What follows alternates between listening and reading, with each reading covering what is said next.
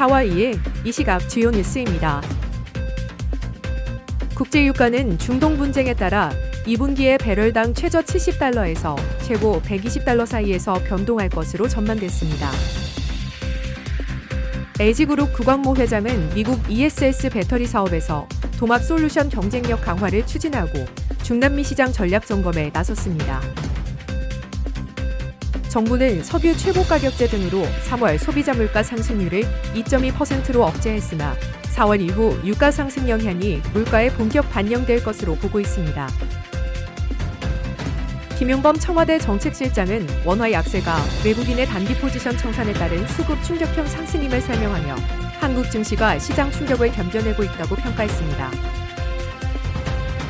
월가 전문가 마르코 콜라노비치는 이번 주가 반등은 착시일 수 있으며 지상군 작전 가능성이 크다고 밝혔습니다.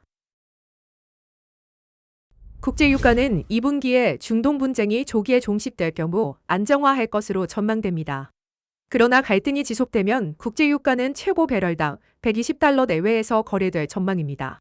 전문가들은 서부 텍사스 산원유 선물 가격이 평균 배럴당 85달러대, 브렌트유는 93달러대, 두바이유는 97달러 내외를 기록할 것으로 내다봤습니다.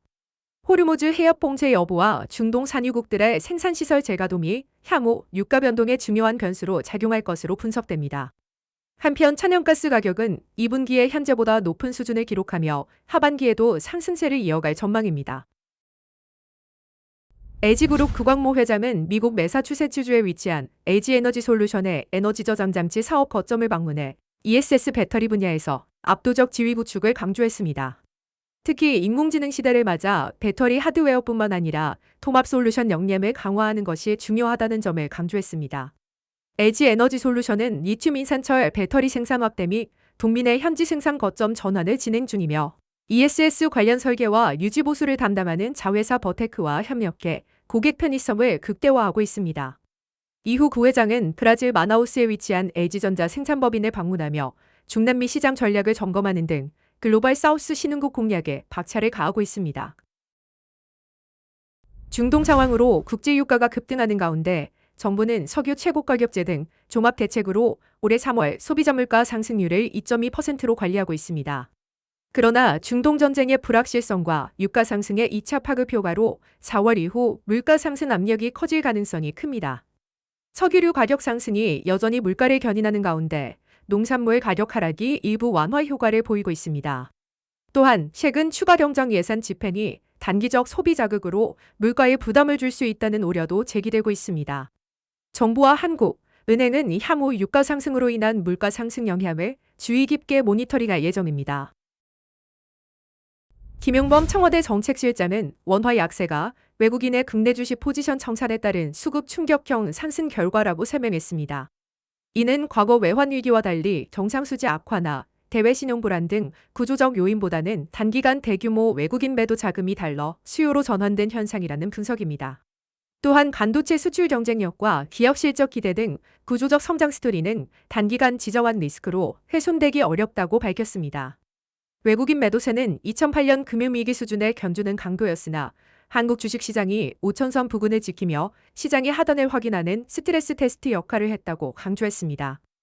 이어 세계국제지수 편입은 장기적으로 외국인 채권 자금 유입과 외환 수급 안정을 도울 구조적 요인으로 전망했습니다. 월가의 전문가 마르코 콜라노비치는 최근 주가 반등은 실제 긴장 완화보다는 추가 하락 가능성에 더 가깝다고 경고했습니다. 그는 이번 연휴 동안 지상군 작전이 시작될 가능성이 크며 시장을 지지하기 위한 소음과 기만이 일어나고 있다고 밝혔습니다. 아이쉐어즈 MSCI 한국 삼잠지수 펀드와 AI 관련 주가 급등은 거시 경제 상황을 과도하게 낙관한 보고서에 기인한 측면이 있다고 진단했습니다. 도널드 트럼프 미국 대통령은 이란의 휴전 요청을 공개했으나 호르무즈 해협 재개방 전까지 휴전을 고려하지 않겠다고 입장을 분명히 했습니다. 이란 외무장관은 미국 휴전 제안을 거부한다고 확인했습니다. JP모건 체이스의 제이미 다이먼 최고 경영자는 급성장하는 예측 시장에 진출 가능성을 시사했습니다. 다이먼 CEO는 스포츠나 정치 이벤트는 취급하지 않고 내부 정보 관련 규정을 철저히 준수할 예정이라고 밝혔습니다. 골드만삭스도 예측 시장을 주시하며 전담팀을 꾸려 관련 사안을 검토 중입니다.